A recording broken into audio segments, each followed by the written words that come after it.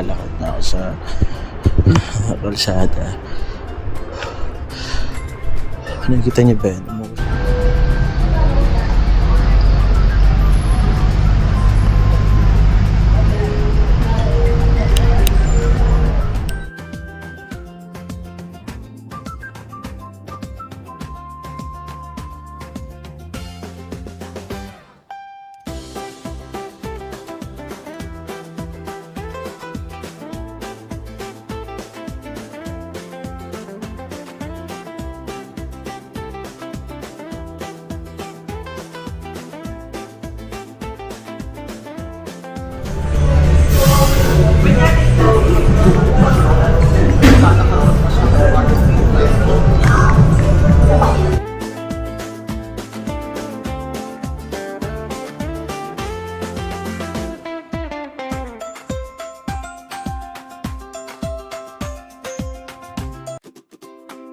Hi guys, welcome back dito sa Team Travelers. Tayo nga pala guys ay papunta na dito ngayon sa night market dito sa Baguio. Yes guys, no, syempre hindi ko naman nahayaan na hindi natin mapuntahan ang night market ng Baguio, na alam naman natin na isa sa mga sikat na dapat puntahan mo talaga dito sa Baguio kapag nandito ka. So yun guys, no, talaga naman nakakapagod yung araw na yan dahil simula Parañaque papuntang Baguio ay dumiretso tayo agad sa kasal ng best friend ko and diretso tayo dito sa night market. Talaga namang sobrang pagod ko dyan guys, no? Pero syempre hindi ako papayag na hindi ko kayo mapasyal doon, kaya naman samahan nyo ako at pumasyal din pala tayo dito guys sa isa sa mga sikat dito na coffee shop dito sa Baguio, which is yung Pong Cafe guys, no? I suggest to sa inyong lahat guys na i-try nyo dahil sure ako na magugustuhan nyo at hindi ako nagre-rate ng isang kainan o coffee shop na hindi talaga masarap. So yun lang guys, na please like and subscribe. Thank you. So guys, tamad ako. It's 10 PM already. So ayan, na ano muna ako, search ng konti kasi para lang natin i-prepare after ng night market ikot ano yung pwede natin puntahan na coffee shop na open kasi medyo nagugutom na tayo and sabi ko parang gusto kong kumain, so hain muna tayo. So yun guys, no, try natin yung Pong Cafe na located lang din sa Burnham Park, malapit yun I think sa night market, so pwede nang lakarin if ever na gusto natin mag-night market. So ayun, nahin ko muna yun, kakain ako doon magkakape din. After nun, pupunta na tayo ng night market and then papakita ko na sa inyo kung ano nga bang bago ngayon sa night market na 2026 January. So as usual, hindi natin pinapalagpas yung bago trip natin nang hindi tayo nakakapunta ng night market. Syempre guys, no, maraming maganda doon na gamit na pwede nyo mabili, diba? For example, mga jacket na gusto nyo, may sa jacket, so pwede yung umuha doon ng mga jacket. Halo-halo yun guys, may ukay doon at saka may mga brand new doon na damit, depende. As I experienced din before, hindi naman ganun kamura yung mga bilihin doon, pero sulit naman, tapos magaganda talaga guys yung mga binibenta. Syempre check nyo pa rin. So I mean sa ukaya hindi ganun kamura, pero sobra namang sulit siya. Try ko na rin bumili doon before, so tingnan natin kung makuha tayo kung mabibili tayo. Pero ang pakay ko lang talaga doon ay ipakita sa inyo yung night market as of 2026 January. And then we're going back here naman then by November kasi meron tayong convention. And then try natin yung Pong Cafe syempre para may iba naman, hindi lang night market. So sabi ko kasi yung ano gagawin para bukas gabi pahinga na lang talaga, hindi na ako uwi. So yun lang guys, no? Maraming salamat and see you later sa Pong Cafe. Thank you. So yun lang talaga guys, nandito na naglalakad na ako sa kalsada. Nakita niyo ba yun? Umuusok yung bibig ko. Taxi ba ito? Sa taxi. Umuusok, di ba? So, yun na naging disadvantage itong Enrico. Kung kailangan mo bumaba para lang makapagsakay ng taxi. So, maglalakad na ako puntang main road para makasakay sa taxi. So, yun guys, ganyan kataas yan ha. Hindi yan biro. Kung lalakarin mo pataas, kawawa ka naman. Huwag kang maglalakad. So I suggest na mag-taxi ka na lang lagi. Sa bagay naman guys, hindi naman ganun kamahal yung taxi. So ito na. Next atin sa Manila, diba? Konting lakad eh. Meron pa dito ha. Yung transient house pa guys. Pababa to pero napapagod tayo. Ba't ganun? Joke lang. Nadudulas ako. Sapatos ko parang. So, see you there guys sa night market. Ito lang naman siya. So, ayan. Around 2 minutes lang nga pag nilakad ko. So, yun lang guys na. See you there. Sobrang lapit lang ng Foam Cafe guys. Dito lang siya guys sa gilid ng police station. So, parang around 50 plus ng binayaran. See you inside.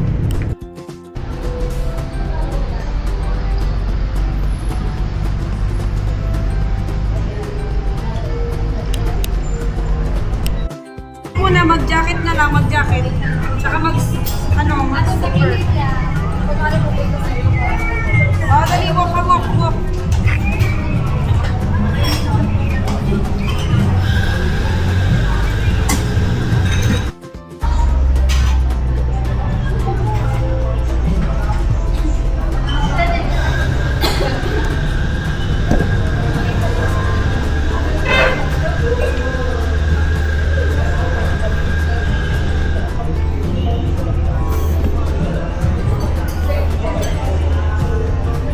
Umaga na tayo guys. So, total bill is 405. Mura yung pastry nila dito guys. Compared sa, syempre, kaya natin mag-get mga coffee shop na tinitirahan. Medyo mahal sa iba. Pero ito, sakto lang. Mura naman. Sana masarap. Para mukhang masarap. So, tingnan natin. Nahihiya na ako dito.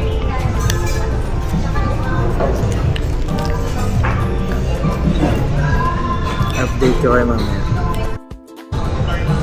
So yun guys, yung coffee nila. Ito ko.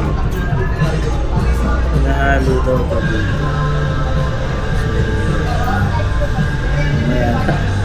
Kumain ko muna yung pastry. Tatlo yung in-order namin. Isang cream brulee, tsaka itong strawberry, tsaka blueberry.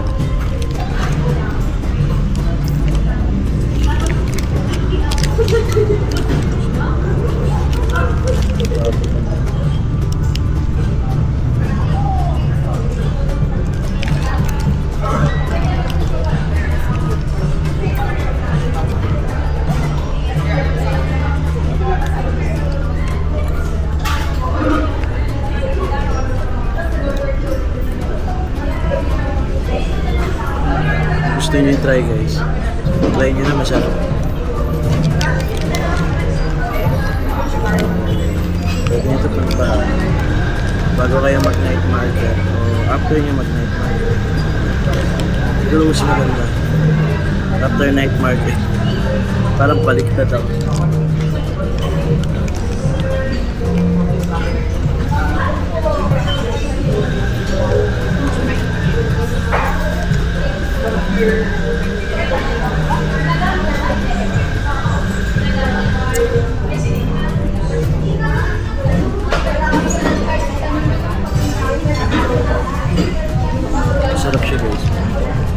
gusto niyo try.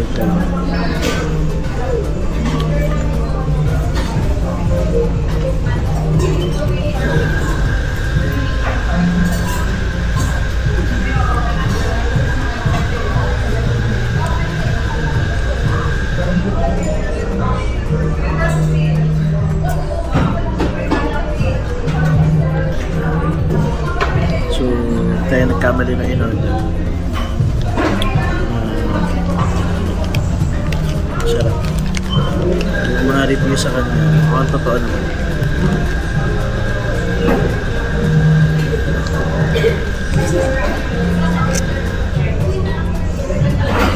Ang loob, no? Palat ko. Ang loob yung palat. So, panalo.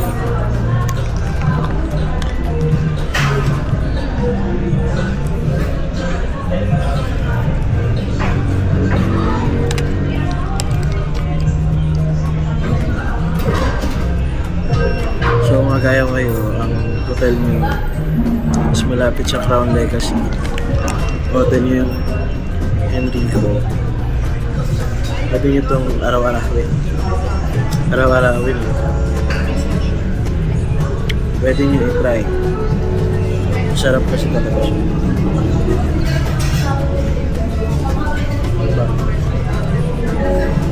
Yung coffee pala nila guys, may nahalo.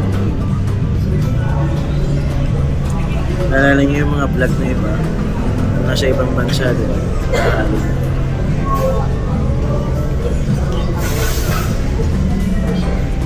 Makita, no?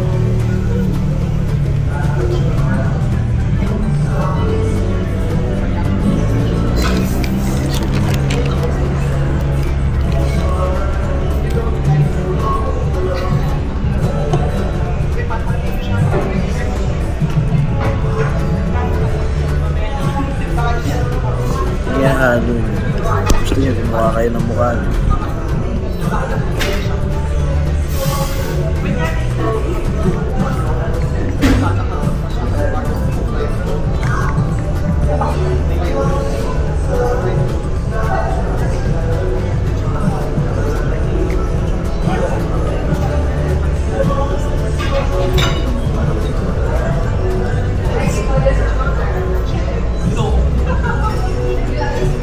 Enjoy. Sige guys, masarap.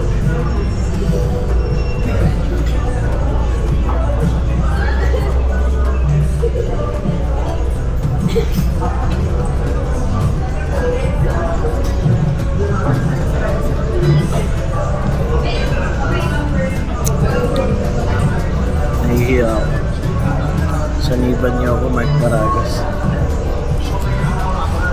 Gusto ko mag-vlog ng mag-isa lang sa Baguio pa. Ganda ng lagayan.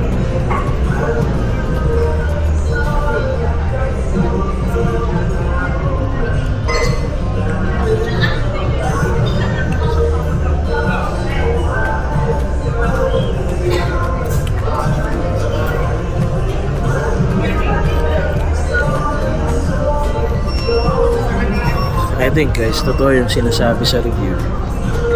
Sarap talaga. So,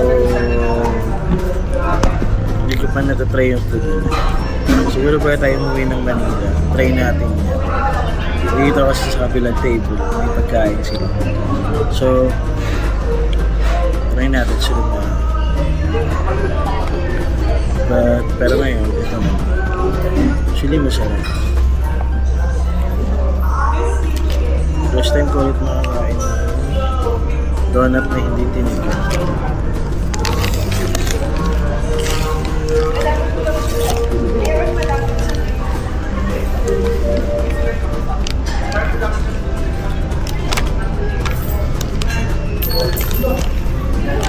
Sabi wala akong planong kumain. Pero masarap na. Kain na lang tayo.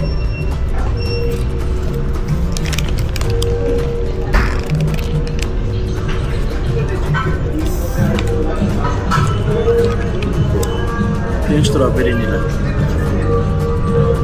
Ito pa lang guys, manalo.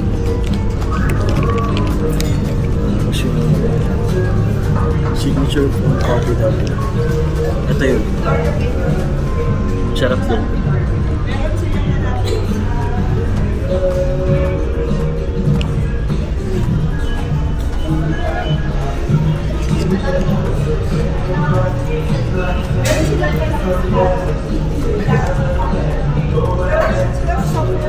Hanggang dulo.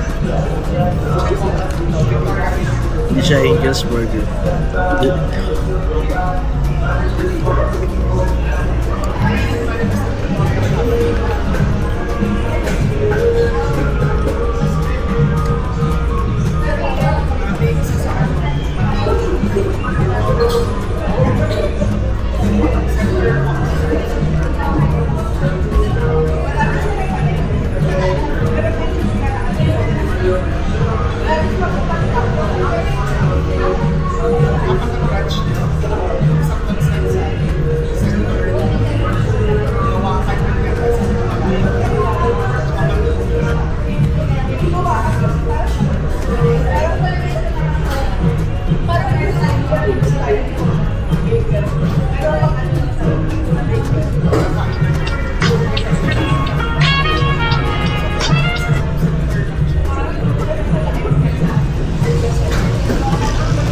Hinahili ko lang.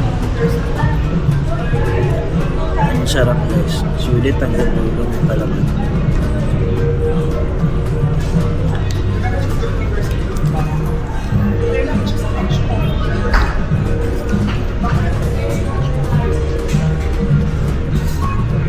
Sa coffee nila masarap din.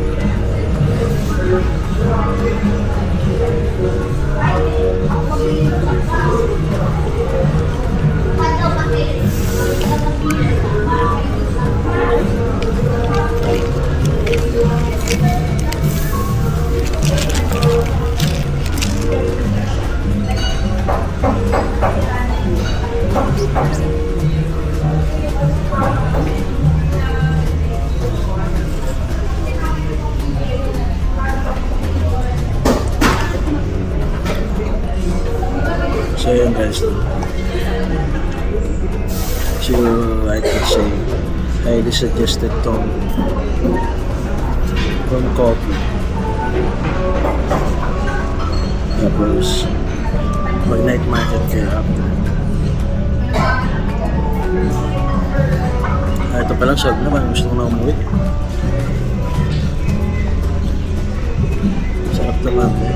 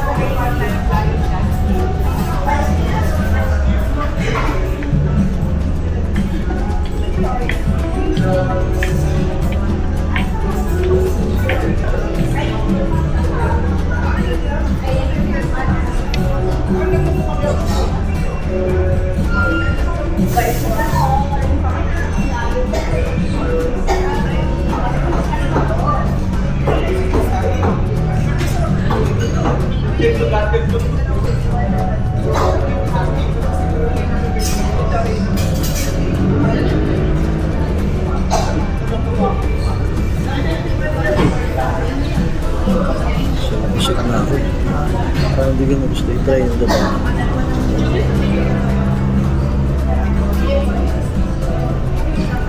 Siyempre, for the sake of kailangan natin tikman.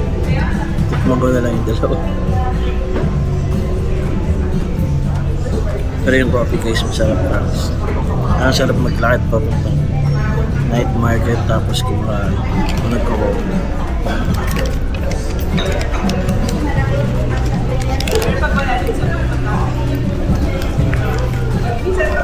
Pero ito ang nakulit ko.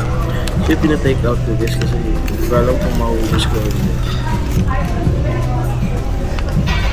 Pero then,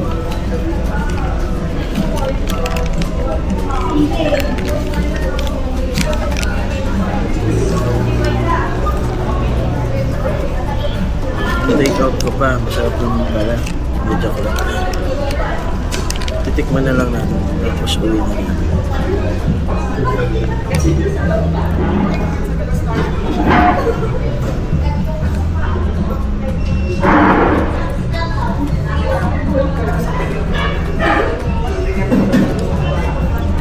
Pati ba naman ito masarap?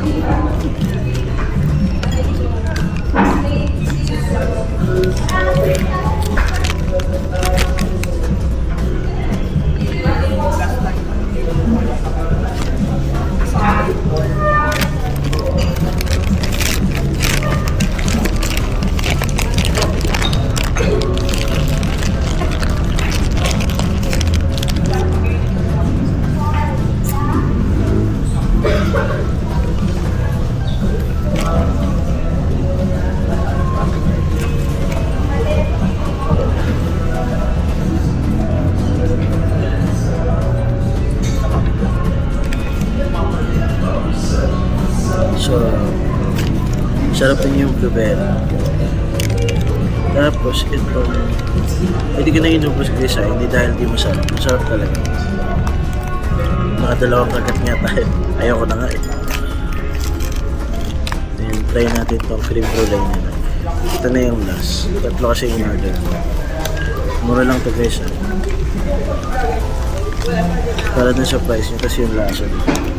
Nanalo na po.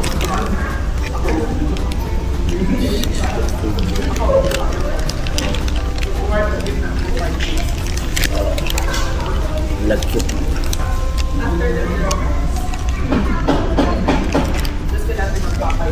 Naging food vlog na tayo. Travel vlog tayo. Dito vlog. Halo-halo na tayo. Travel, food, and hotel.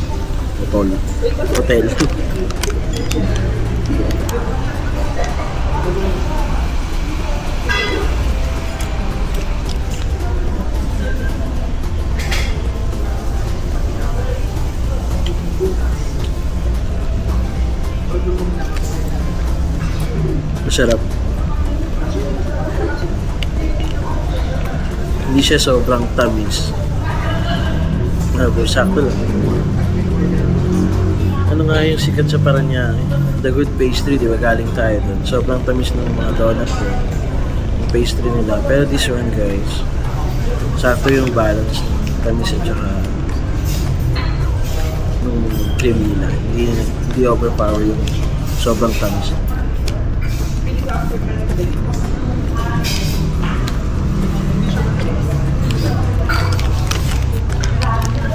Yun lang. Hindi ko na ubusin. Bababa pa tayo ng night market. Pero masarap. Kung gusto niyo puntahan, puntahan niyo na lang ito guys. Super recommended ko to. Kahit yung coffee nila masarap talaga.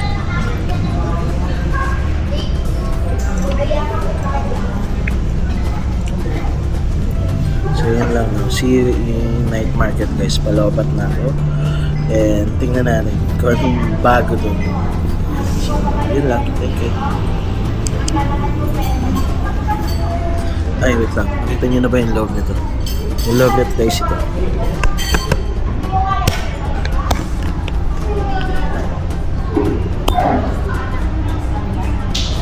Yan, meron silang ganun. Yung Japanese style na table. Pwede kayo umupo doon. So Meron sila dito. Meron din sila outdoor. May outdoor din sila. So, bahala na kayo pumesto. Ayun lang.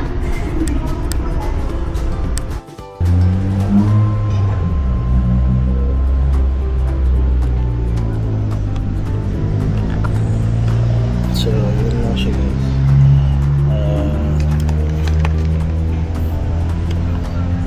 Tayong picture eh. So, binidyo ko na lang. Maglalakad na ako papuntang night market guys. Highly suggested yung Boom Coffee niya. Promise guys, masarap. Tapos sulit. So, kung ako tatanungin, babalik?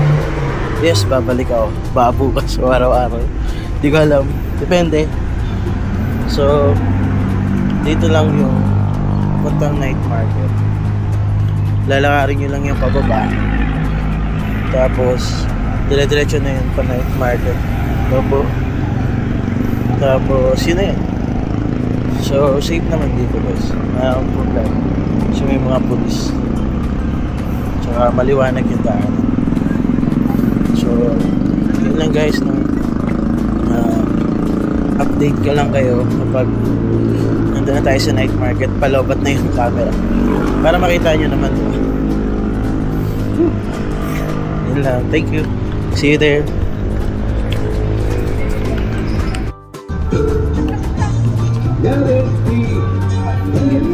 Night market guys. Siguro mga 5 minutes walk from Pung Cafe. Ito na yun.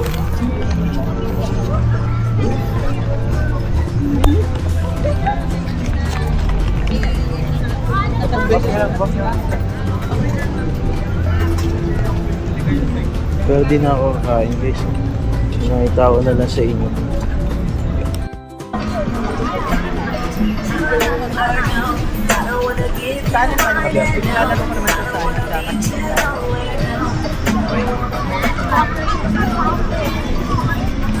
So yun guys, di ko na kayo nasama sa buong pag-iit ko. Kasi sobrang daming tao. Yun lang din naman. Wala rin naman masyadong ba. Same pa rin. Hello guys. Ayun, kababalik ko lang. Galing sa night market. Hindi ko na kayo nasama. Kasi medyo natakot tayo ng konti dahil madaming tao. Pero hindi siya the usual na madaming tao like pag December hindi siya ganun. Medyo lessen yung mga pumunta ngayong gabi sa night market.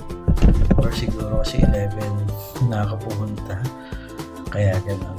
Pero kasi dati kahit 11 na ganun pa rin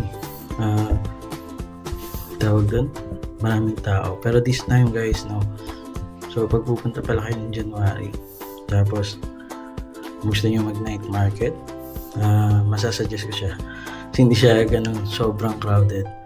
So pwede nyo siya pasyalan talaga. And then so yun guys, galing tayo ng night market. Sabi ko nga kanina, hindi ko na kayo sinama kasi masyadong madaming tao na makakasalubong. So parang ang awkward maglabas ng camera at nakatutok sa nila. So yun, hindi na ako naglabas ng camera. And aside kasi doon guys, medyo known naman talaga yung night market para mag-ingat ka sa mga gamit mo, diba? Kasi marami talagang nandurukot noon pa man. Yun na yung mga kwento sa amin ng mga nakakatanda market kami dito sa Baguio na ingatan yung mga gamit. So siksikan nga yung tao. So yun, hindi na ako naglabas ng camera masyado. Makikita nyo doon may mga pakonting clip lang galing sa night market. And so ano masasabi ko sa night market ngayon? Sa night market wala namang masyadong bago. And ganun pa rin, spot nila, same spot. So gusto nyo mag night market ng January ng 2012 ng ngayong taon, kung malabo na yun dahil February ka ito ma-upload. So yun, kung gusto nyo nga guys, no, mag night market ng January, 16 gusto niyo pumunta dito sa Baguio, masasabi ko wala masyadong tao sa night market ng January kahit siguro next year. So hindi ganun kadaming tao. So maganda siyang puntahan. So hindi gaya ng December at saka November pagka may convention kami dito. So malalaman niyo yun guys kasi possible kasi ngayong November bumalik tayo dito dahil meron kami convention na gaganapin dito sa Baguio. So yun lang.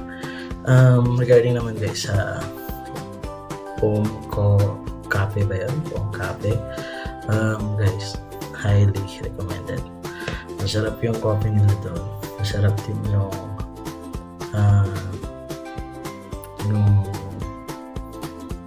mga donuts nila, yung mga pastry nila doon. Masarap, promise guys.